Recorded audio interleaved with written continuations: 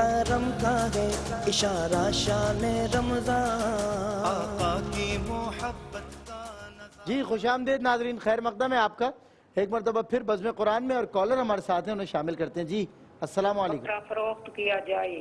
جی hello السلام علیکم۔ وعلیکم السلام بھائی، جی کیا سوال؟ آپ کو آواز آ رہی ہے؟ جی آ رہی ہے، کیا سوال ہے آپ کا؟ میرا دو سوال ہے۔ میرا ایک سوال ہے، اگر ایک بکرا 4 مہینے پہلے فروخت کر دیا جائے، لینے اور دینے والے دونوں متفق ہوں کہ اب اس کی قیمت 35,000 ہے، جب قربانی پہ لوں گی تو 40,000 ہوں گے۔ اس کے علاوہ دوسرا سوال میرا یہ ہے کہ اگر گندم کی 4 بوریاں آپ کا بکرے والا سوال سمجھ نہیں آگیا فروخت کروں تو مہنگی نیت نہیں، میری یہ نیت نہیں کہ مہنگی ہو، اس لیے کہ اس وقت ضرورت ہوتی ہے، ہمارے ہاں فصل کوئی نہیں ہوتی، تو یہ جائز ہے؟ یہ بھی سوال سمجھ میں نہیں آیا۔ دوسرا سوال کیا تھا ان کا؟ دوبارہ پوچھیں گی؟ سوال یہ ہے کہ گندم کی 5 بوریاں میں لے کر رکھ دوں اور سردیوں میں فروخت کروں اس نیت پہ کہ اس وقت ضرورت ہوتی ہے، اس وقت ضرورت ہوتی ہے، ہمارے ہاں کوئی فصل نہیں ہوتی، مہنگی کی نیت نہیں، یہ میری یہ نیت نہیں کہ مہنگی کی نیت نہیں، مگر اس لیے ذخیرہ کر لیں کہ اس وقت فصل نہیں ہوتی تو ہم بیار و مددگار ہوتے ہیں تو اس وقت ہم بیچ لیں۔ جی ایک اور کالر ہے، السلام علیکم۔ وعلیکم السلام۔ میرا یہ سوال ہے کہ جو قرآن پاک نہیں پڑھ سکتی، جی جی جو قرآن نہیں پڑھ سکتی، قرآن پاک نہیں پڑھ سکتی، تو کیا وہ قرآن پاک کی ہر آیات پہ بسم اللہ پڑھ کے قرآن پاک ختم کر سکتی ہے؟ ٹھیک ہے، ہر آیت پہ بسم اللہ پڑھ کے قرآن ختم کر دیں۔ نیکسٹ کالر، السلام علیکم۔ السلام علیکم۔ السلام علیکم۔ جی جی میں انہیں یہ پوچھنا تھا مفتی صاحب سے، اگر قرضہ ہو سر پہ تو اس کو وظیفہ بتا دیں۔ چلیں ایک اور کالر، السلام علیکم۔ ہیلو جی السلام علیکم۔ وعلیکم السلام۔ السلام علیکم اسلام بھائی۔ جی کیا وعلیکم السلام، کیا سوال ہے؟ سلمان بھائی میرے نا 2 سوال ہیں۔ ایک سوال یہ ہے کہ بزرگ ہیں میرے والد صاحب، ان سے نا کھڑا نہیں ہوا جاتا، گھٹنوں میں پین ہے۔ کیا بزرگ کیا؟ کھڑا نہیں ہوا جاتا، گھٹنوں میں پین ہے، ان سے کھڑا نہیں ہوا جاتا، ٹھیک ہے ٹھیک ہے۔ تو کیا جماعت کے ساتھ کیا چیئر پہ کھڑے ہو کے رکوع اور سجود کر سکتے ہیں؟ ٹھیک ہے، اور کیا سوال؟ دوسرا سوال یہ ہے کہ جب جماعت کے ساتھ رکوع اور سجود کھڑا نہیں ہوا جاتا، بیٹھ کے پڑھ سکتے ہیں۔ ایک اور کالر، نہیں جماعت کے ساتھ قیام کر سکتے ہیں؟ قیام، جماعت کے ساتھ قیام، آپ کہہ رہی ہیں کھڑا نہیں ہوا جاتا؟ نہیں، وہ سجدے میں نہیں جا سکتے، سجدے میں نہیں جا سکتے، ٹھیک ہے، جماعت کے ساتھ کھڑے رہیں اور پھر وہی جو مفتی صاحب نے بتایا۔ چلیں ایک اور کالر، السلام علیکم۔ وعلیکم السلام۔ میرا سوال ہے، جی جی کیا سوال؟ میرا سوال ہے کہ عدت کے دوران عورت سامنے بیٹھ کے علماء کو دیکھ سکتی ہے ٹی وی پہ؟ اور دوسرا یہ سوال ہے عدت کے دوران ٹی وی پہ علماء، عورت جب عدت ختم ہو تو کہتے ہیں عورت عدت کے دوران ٹی وی پہ علماء کو دیکھ سکتی ہے؟ دوسرا سوال کیا ہے؟ اور تیسرا یہ سوال ہے میرا، دوسرا سوال بتائیں۔ دوسرا وہ ہم پہلے میں ہی الجھ گئے، دوسرا بیٹھ کے بتائیں، دوسرا سوال بتائیں، آپ کا دوسرا نہیں سنا سوال۔ دوسرا میرا یہ سوال ہے کہ عدت کے دوران بولتے ہیں کہ عدت جب ختم ہوتی ہے عورت کی تو وہ قبر پہ جائے اور ادھر جا کے مرد کی قبر پہ دعا مانگے، اچھا ٹھیک ہے، قبر پر، اچھا ٹھیک ہے، شوہر کی قبر پر۔ اچھا اور کیا سوال تھا؟ اور کیا سوال تھا؟ نیکسٹ کالر چلیں، السلام علیکم۔ وعلیکم السلام۔ جی کیا سوال ہے آپ؟ بھائی مفتی صاحب سے میرا سوال ہے کہ میرا شوہر کو شوگر ہے تو وہ وضو کرتے تو بار بار ٹوٹ جاتا ہے، اچھا تو وہ 2 رکعت بھی نہیں پڑھ سکتے، اچھا تو اس کے لیے کیا ہے کہ وضو بار بار کریں کیسے پھر؟ اچھا ٹھیک ہے، بتاتے ہیں، آپ پروگرام دیکھیے گا پھر ہم انشاءاللہ جو ہے وہ آپ کو بتاتے ہیں۔ میں پہلے چاہتا ہوں صاحب جوابات کی طرف آ جائیں، پھر میں سوال بھی رہتے ہیں علماء سے کرنے ہیں۔ شان علی کے آپ ذرا جوابات سمیٹ لیں تو میں پوچھ لوں۔ اچھا بسم اللہ الرحمن الرحیم۔ ایک سوال یہ ہوا کہ درود ابراہیمی دونوں پڑھے جائیں۔ دیکھیں اللہم صلی علی محمد وعلی آل محمد کما صلیت، یہ ایک ہی آخر تک، پھر اللہم بارک علی محمد وعلی آل محمد کما بارکت، تو یہ دونوں ملا کر یہ ایک ہی ہے، یہ دو ملا کر 2 نہیں ہیں، یہ ایک ہی ہے۔ اور پھر اس کے بعد جو رب جعلنی مقیم الصلاۃ یا ربنا آتنا وہ دعا ہے. تو دونوں ملا کر ایک ہی کاؤنٹ ہوگا, ایک ہی درود پاک کاؤنٹ ہوگا, 2 کاؤنٹ نہیں ہوں گے. اچھا, بہن نے کہا کہ پیسہ بینک میں رکھا ہے, سود آ رہا ہے, اب انہیں محسوس بھی ہو رہا ہے کہ بھائی یہ تو بہت غلط چیز ہے. اب کوئی کمانے والا نہیں, غالباً شوہر بھی ان کے نہیں ہے, کوئی کمانے والا بھی نہیں ہے, اور کسی کے پاس پیسہ رکھواتی ہیں تو وہ کھا جاتا ہے. اچھا, یہ ہمارے معاشرے میں یہ معاملہ ہے, بالکل ایسا. ہاں, مطلب حقیقت سے ہمیں آنکھیں نہیں چرانی چاہیے. تو اب ایسی صورت میں لوگ کھائے جاتے ہیں, تو یہ تو بیوہ عورت ہے بیچاری. اب ایسی عورت ہو یا کوئی ایجڈ عورت ہو یا کوئی ایجڈ مرد ہو جس کو کوئی کھانے کمانے والا نہ ہو, تو کیا کرے وہ؟ اب وہ کہہ رہی مجھے محسوس بھی ہوتا ہے کہ بھئی یہ سود کا پیسہ میں لے رہی ہوں, لیکن کیا کروں میں؟ دیکھیں, سب سے پہلے تو یہ ہے کہ اپنی سراؤنڈنگ میں کوئی ایسا تلاش کریں قابل اعتماد کہ جس کو آپ کاروبار کے لیے پیسہ دے سکیں اور وہ لے کر ایمانداری کے ساتھ آپ کو ماہانہ پروفٹ دیتا رہے. صحیح ہے. اچھا, یہ نہ ہو سکے تو کم از کم اس دلدل سے نکلنے کے لیے آپ کسی اسلامک بینک میں کوئی مفتی صاحب ہوں, ان کے مشورے سے, ان کی گائیڈنس کے ساتھ آپ اسلامک بینک میں رکھوا دیں, تاکہ خدا نہ خواستہ دیکھیں یہ جو بھی اس وقت ہے نا, یہ بالکل سود ہے اور یہ اللہ تعالیٰ سے اعلان جنگ ہے. ٹھیک ہے, اسلامی بینک میں رکھوا لیں, کوئی مفتی صاحب ہوں گے, وہ آپ کو مشورہ بھی دیں گے, گائیڈ بھی کریں گے, تو کچھ نہ کچھ انشاءاللہ آپ کی بچت ہو سکتی ہے. تو بہرحال فوراً وہاں سے پیسہ نکال کے کسی اسلامک بینک میں آپ دینے کی کوشش فرمائیں, اور اس میں بھی کوئی مفتی صاحبوں سے عقیدہ وہ گائیڈ کریں جس طریقے سے, اس طریقے سے آپ کرنے کی کوشش فرمائیں.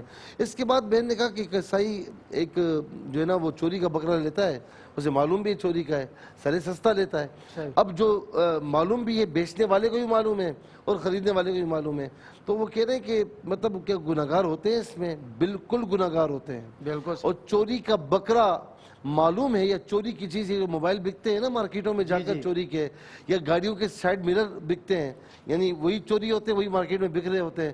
تو جس کو دکاندار کو معلوم ہے کہ یہ چیز چوری کی ہے اور وہ بالکل کھوٹے داموں لیتا ہے, تو وہ بھی سخت گناہگار ہے. بلکہ معلوم ہے چوری کی ہے تو کسی دام میں نہیں لے سکتا. بالکل نا.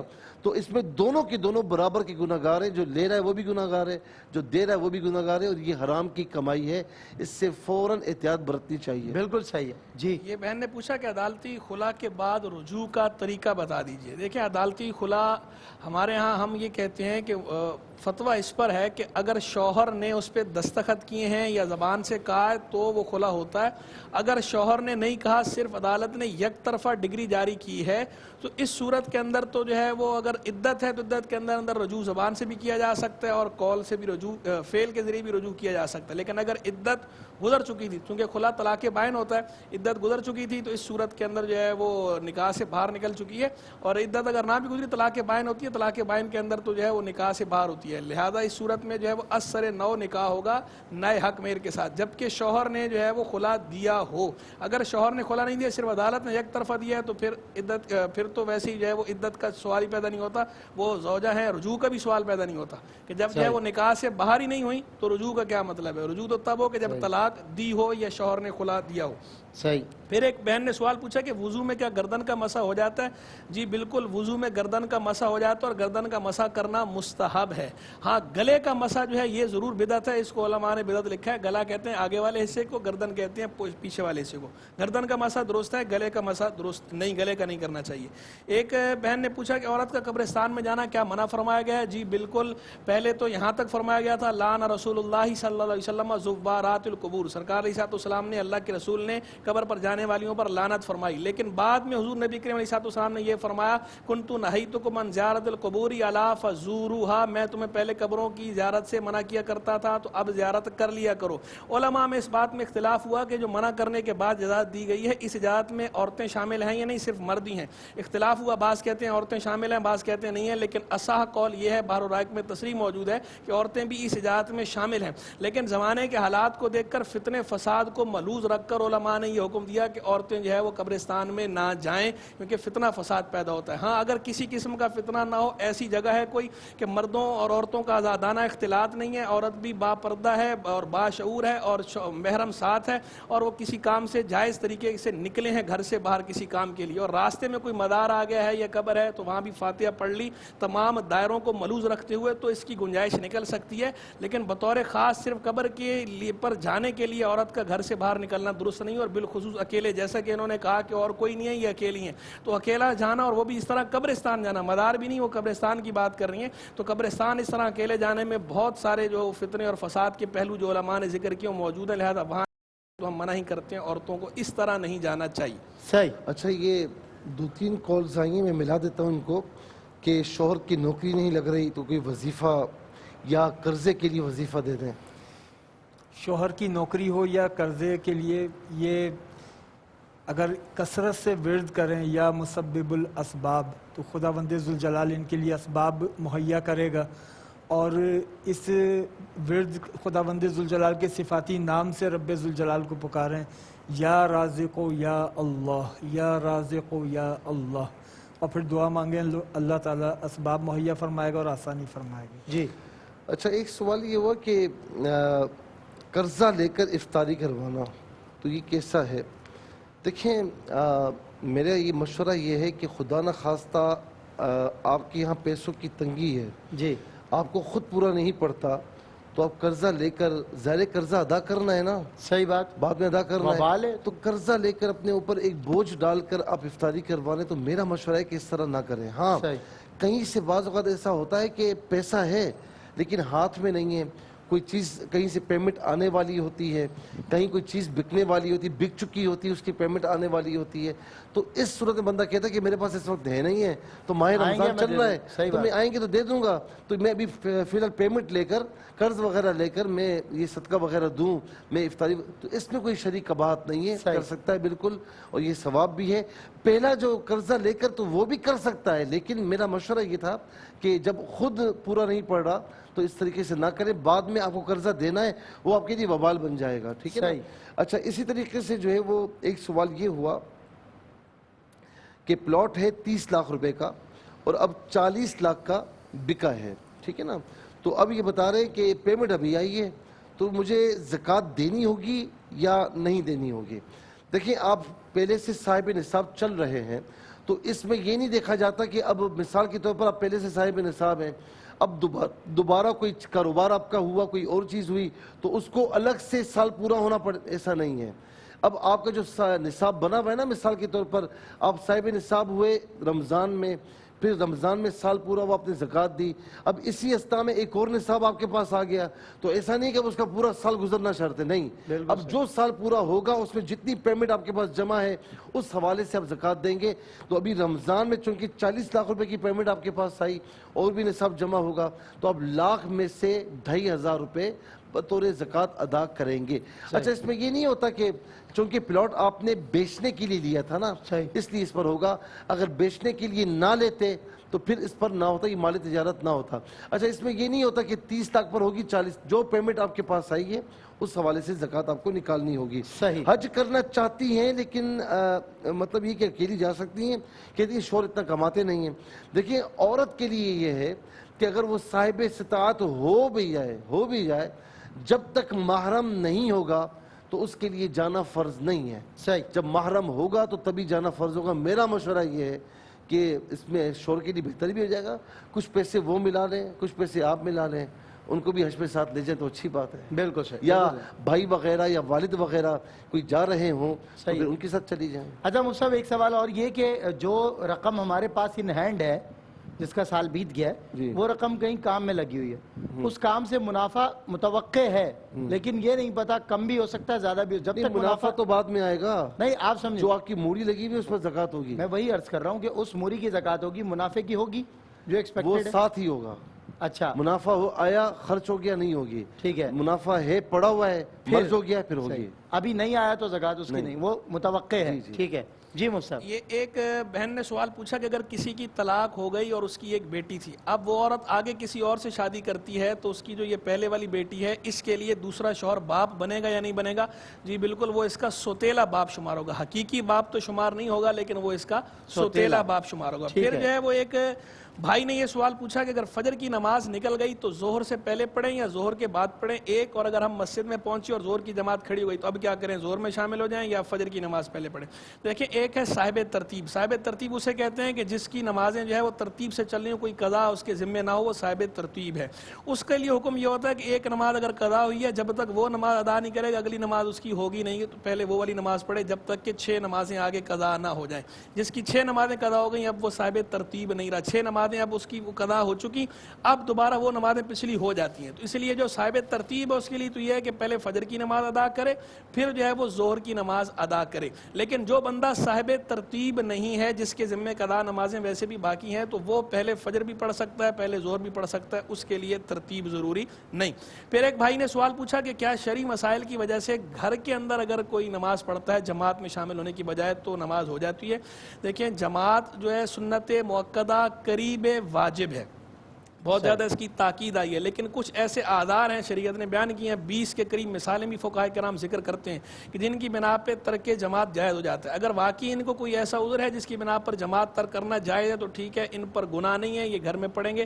نماز تو خیر ویسے بھی ہو جانی تھی، اگر عذر نہ بھی ہو تو گھر میں نماز پڑھے گا، نماز ہو جائے گی، لیکن ویسے جو ہے وہ گناہ گار ہوتا ہے آدمی بلا وجہ جماعت ترک کرنے سے۔ لیکن اگر عذر ہے، عذر کی بنا پہ جماعت ترک کر رہا ہے تو عذر کی بنا پہ جماعت ترک کرنے کی بالکل اجازت ہے، بندہ گناہ گار نہیں ہوتا۔ اچھا یہ بتائیں کہ عورت عدت کے بعد یہ جو مشہور قبر پر جائیں شوہر کی، اور یہ عدت کے بعد شوہر کی قبر پر جانا، جیسے مفتی صاحب ابھی بالکل فرما رہے تھے کہ خواتین کے لیے تو ویسے بھی کیونکہ ایک امکان موجود ہے معاشرتی ماحول کو دیکھتے ہوئے بگاڑ کا، لہٰذا کوئی جانا فرض بھی نہیں ہے، واجب بھی نہیں ہے کہ ہر صورت جائے، تو اگر وہ نہ جائے تو زیادہ بہتر ہے، اور اس کو چاہیے ایصال ثواب کرے اپنے شوہر کے لیے جس کا اس کو نفع پہنچنا ہے۔ نہیں، عدت کے بعد بطور رسم تو بالکل بیکاٹ کیا جانا چاہیے، بالکل وہ جب کوئی چیز رسم بن جائے نا تو اس کا بیکاٹ کرنا چاہیے۔ بالکل صحیح کہا۔ اچھا قبلہ مفتی صاحب نے یہ بڑی پیاری بات فرمائی، دیکھیں عورتوں کا قبرستان جانا ہے ممنوع، لیکن بعض اوقات سچویشن ایسی چینج ہوتی ہے کہ اچانک شوہر کا انتقال ہو جائے، صحیح، اچانک جوان بیٹے کا انتقال ہو گیا، اچانک والد کا، تو ہمارے پاس قبلہ مفتی صاحب ایسے مسائل آتے ہیں کہ ان کو صبر ہی نہیں آتا، صحیح بات، تو پھر کہنا پڑتا ہے کہ بھائی شوہر ہے یا جو بھی محرم ہے ان کے ساتھ یہ تنہائی میں چلی جائیں تاکہ ان کے دل کو قرار آ جائے۔ تو یہ قبلہ مفتی صاحب نے بالکل صحیح جواب دیا کہ معاشرے کو بھی مد نظر رکھا ہے کہ بعض ایسی سچویشنز ہوتی ہیں کہ جس میں اگر چلی جائے تو کوئی حرج نہیں ہے، لیکن پردے کا اہتمام کیا جائے اور محرم کے ساتھ، جی ہاں جی محرم کے ساتھ جائے۔ اچھا اس کے بعد ایک سوال یہ ہوا کہ گندم کی بوریاں ہیں، بہن نے کہا کہ ہم رکھ لیں اور سردی میں فروخت کریں۔ دیکھیں عام طور پر یہ جو تشویش آئی ہے نا، یہ ابہام آئے، یہ اس لیے ہے کہ کہیں ایسا نہ ہو کہ یہ ذخیرہ اندوزی کی ضمن میں نہ آ جائے کہ کھانے پینے کی چیزوں کو روکنا اور پھر وقت پر آ کر جو ہے نا اسے فروخت کرنا کہ جب ریٹ بڑھ جائے، وہ تو ذخیرہ اندوزی منع ہے۔ لیکن بہن کہتی ہے کہ ہماری گزر بسر اسی پر ہے اور جو ہے نا وہ ہمارا کوئی ذخیرہ اندوزی کا کوئی ارادہ نہیں ہوتا، نیت نہیں ہوتی، اور ہماری وہ بک جاتی ہیں، تو اس میں کوئی شرعی قباحت نہیں ہے۔ اور ویسے بھی کوئی کھانے کی چیز آپ نے روکی ہے اس وجہ سے میں بعد میں بیچوں گا، کوئی ذخیرہ اندوزی کی نیت نہیں، اور وہ چیز مارکیٹ میں موجود بھی ہے، اویلیبل بھی ہے، تو اس صورت میں وہ ذخیرہ اندوزی نہیں ہوتی، اس میں کوئی قباحت نہیں ہوتی۔ اچھا ایک سوال یہ ہوا کہ اگر قرآن شریف پڑھنا نہیں آتا تو ہر آیت کے ساتھ بسم اللہ پڑھ کر قرآن کو ختم کیا جائے؟ نہیں، ایسا نہیں ہے کہ آپ پتہ لگا کہ آپ یوں انگلیاں پھیری بسم اللہ الرحمن الرحیم بسم اللہ الرحمن الرحیم، تو یہ ایسا نہیں ہے۔ بسم اللہ الرحمن الرحیم قرآن کی آیت ہے، پڑھنے کا ثواب ملے گا، لیکن قرآن کی تلاوت کا ثواب وہ ایک علیحدہ بات ہے۔ یہ آیت پڑھنے کا ثواب ملے گا۔ قرآن نہیں آتا تو اسے سیکھنے کی کوشش فرمائیں، اور یہ پرانے دور کی بات نہیں کہ سیکھنا بڑا مشکل ہے کہ استاد صاحب آئے آپ بیٹھے، اب وہ بات نہیں ہے. میڈیا پر بھی ایسے پروگرامز اویلیبل ہیں کہ آپ آسانی کے ساتھ قرآن بھی سیکھ سکتی ہیں اور قرآن فہمی بھی سیکھ سکتی ہیں. تو لہٰذا اب یہ عذر نہیں ہے، تو آپ سیکھیں قرآن کو اور اس کے بعد پڑھیں. جب تک نہ سیکھیں تو کوئی بھی جو مشہور صورتیں، چھوٹی چھوٹی صورتیں، سورہ فاتحہ ہے، سورہ اخلاص، پھر اس کو پڑھتی رہے تاکہ قرآن پڑھنے کا ثواب آپ کو ملتا رہے. ایک سوال یہ ہوا کہ ایک بزرگ ہیں، گھٹنوں میں پین ہیں ان کے، تو جماعت کے ساتھ وہ پڑھتے ہیں تو کیا یعنی سجدہ نہیں کر سکتے؟ اشاروں کے ساتھ کرتے تو کیا قیام کر سکتے ہیں؟ دیکھیں بات یہ ہے کہ اس میں طریقہ یہ ہوتا ہے کہ میں نے پہلے بھی کہا کہ باہر آپ یا کہیں پر گھنٹوں کھڑے، کوئی پاؤں میں درد نہیں، کوئی گھٹنوں میں درد نہیں، تو ایک تو یہ کہ حقیقی عذر ہونا چاہیے، چاہے وہ بزرگ ہوں، چاہے ادھیڑ عمر ہو، چاہے جوان ہو. یعنی ایک حقیقی عذر اگر ہے تو اس کا طریقہ یہ ہے کہ آپ جب نماز پڑھنے کے لیے جاتے ہیں نا تو آپ چیئر رکھ لیں اپنے پیچھے ہی، نیچے ہی، اور آپ کھڑے ہو کر تکبیر تحریمہ کہیں، امام کے پیچھے ہوں یا کچھ بھی ہوں. تو جتنی دیر کھڑے ہو سکتے ہیں اتنی دیر کھڑے رہیں. جہاں کھڑے ہونے کی ہمت ختم ہو جائے تو وہاں پر پھر بیٹھ کر آپ نماز پڑھ سکتے ہیں. جب کرسی پر، چیئر پر بیٹھ کر نماز پڑھیں گے تو یاد رکھیں کہ رکوع اور سجدہ اشاروں سے کریں گے. کسی تختے پر آپ کسی چیز پر نہیں کر سکتے. رکوع میں تھوڑا سا جھکیں گے اور سجدے میں اس سے زیادہ جھکیں گے. یہ ہے نماز پڑھنے کا طریقہ، چاہے آپ انفرادی پڑھ رہے ہیں یا چاہے امام کے پیچھے پڑھ رہے ہیں. ٹھیک ہے. یہ ایک بہن نے سوال پوچھا کہ عدت کے دوران ٹی وی پر علماء کو دیکھ سکتے ہیں؟ دیکھیں، عدت کے دوران جائز پروگرام دیکھنے کی اجازت ہے، جو عدت کے علاوہ بھی اجازت ہے اور عدت کے دوران بھی اجازت ہے. پھر جو ہے وہ ایک بہن نے یہ پوچھا کہ شوہر کو شوگر ہے، بار بار وضو ٹوٹ جاتا ہے. اب جب بار بار وضو ٹوٹ جاتا ہے تو وہ کیا کریں؟ اتنا وقت بھی نہیں ملتا کہ 2 رکعت پڑھیں. دیکھیں، اگر کوئی مخصوص ایسا عذر ہے جس کی وجہ سے وضو ٹوٹ رہا ہے اور اتنا بھی وقت نہیں ملا کہ صرف فرض ادا کر سکیں، تو اس صورت میں وہ شرعی معذور ہو جاتا ہے. جب وہ شرعی معذور ہو جاتا ہے تو اب اس عذر سے ایک نماز جو ہے وہ والی پڑھ سکتے ہیں اس وقت کے اندر.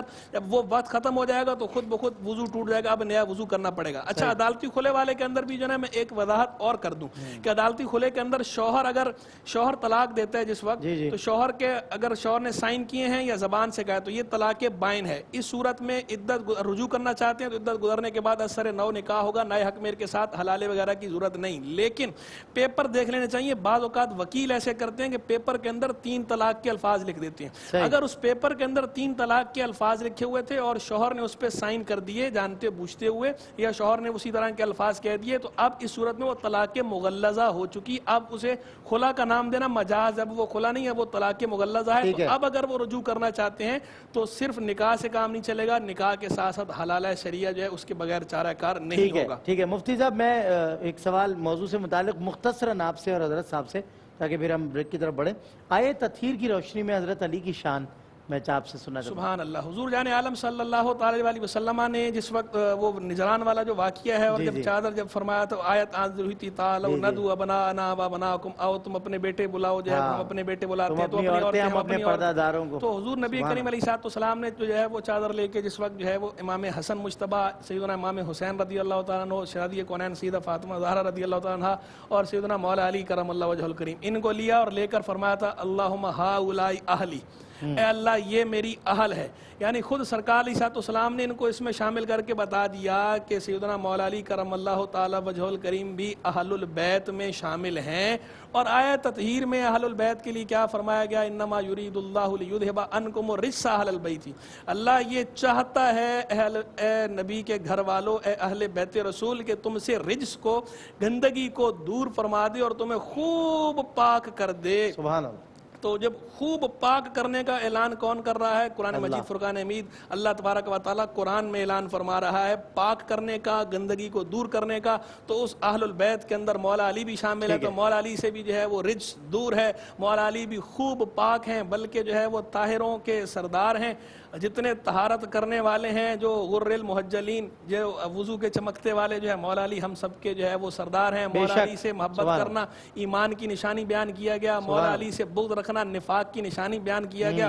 سیدنا مولا علی کرم اللہ تعالی وجہ الکریم کا مقام اپنی جگہ مسلم ہے, وہ ہم سب کے مولا ہیں, تمام ایمان والوں کے, اس ترتیب کے مطابق پہلا نمبر سیدنا صدیق اکبر رضی اللہ عنہ, دوسرا نمبر سیدنا فاروق اعظم رضی اللہ عنہ, تیسرا نمبر سیدنا عثمان غنی, آگے بس آگے پھر جو ہے وہ نعرہ حیدری ہے, آگے جو ہے مولا علی ہے, آگے مولا علی جو ہے وہ سب کے حاکم ہے, وہ تین ان کے حاکم ہیں, وہ ان کے والی ہیں, اس کے بعد مولا علی باقی تمام اہل ایمان کے والی ہیں. صحیح. آیہ تطہیر کا سوال کیا تھا مفتی صاحب سے, میں آپ سے یہ پوچھنا چاہتا ہوں کہ حدیث مبارکہ ہے اور اس میں قرآن علی کے ساتھ اس طرح پہلے بھی ذکر آیا اور علی قرآن کے ساتھ, اس حوالے سے کچھ ارشاد فرمائے حضرت علی کی شان.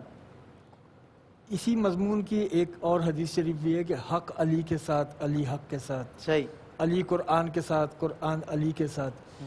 یہ اس بات کی طرف اشارہ ہے کہ یہ معصوم تو نہیں ہے لیکن محفوظ اتنے ہیں کہ قرآن کے ساتھ جو ہو وہ کتنا حفاظت میں ہوگا, جی کتنا حفاظت میں ہوگا. اور پھر حضرت عبداللہ ابن مسعود رضی اللہ تعالیٰ عنہ, آپ کا فرمان ہے کہ میں نے قرآن کے ظاہری اور باطنی علوم میں سب سے بڑھ کر علی ابن ابی طالب کو پایا, قرآن کے ظاہر کو اور قرآن کے اس ظاہر کے باطنی مفہوم کی تفہیم سب سے زیادہ حضرت علی کے پاس. پھر مولا کائنات کا ہی یہ فرمان اندازہ اس سے لگایا جا سکتا ہے کہ میں جانتا ہوں قرآن کی کون سی آیت کب, کہاں, دن میں, رات میں, کس مقام پر نازل ہوئی. تو اس قرآن حکیم کے نزول میں ہر آیت کے متعلق میں جانتا ہوں کہ وہ کب نازل ہوئی, کہاں نازل ہوئی.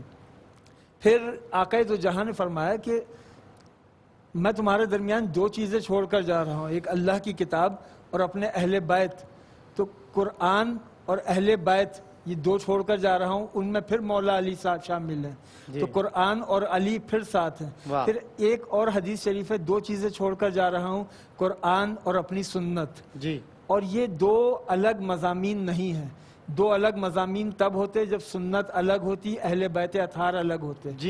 اہل بیت اطہار سنت کا مظہر ہیں, بے شک, لہٰذا الفاظ جدا ہیں لیکن مفہوم ایک ہے. اس میں مولا کائنات کا قرآن کے ساتھ ہونا اور قرآن کا مولا کائنات کے ساتھ ہونا آپ کے تطہیر حیات کی ضمانت ہے کہ آپ کو اللہ تعالیٰ نے کتنا محفوظ رکھا. سبحان اللہ. علامہ صاحب بہت شکریہ, مفتی صاحب آپ کا شکریہ, مفتی صاحب قبلہ آپ کا شکریہ تشریف لائے, اور اس مختصر وقت میں ہم نے موضوع سے متعلق بھی اور کئی سوالات آپ کے شرعی حل کر لیے. بریک ہے, بریک کے بعد انشاءاللہ خصوصی تقریری مقابلہ ایک سے بڑھ کر ایک. ہے مومنوں کے دل کا اجالا شان رمضان, ہے مومنوں کے دل کا اجالا شان رمضان, ہے سارے مہینوں سے ہے سارے مہینوں سے نرالا شان رمضان.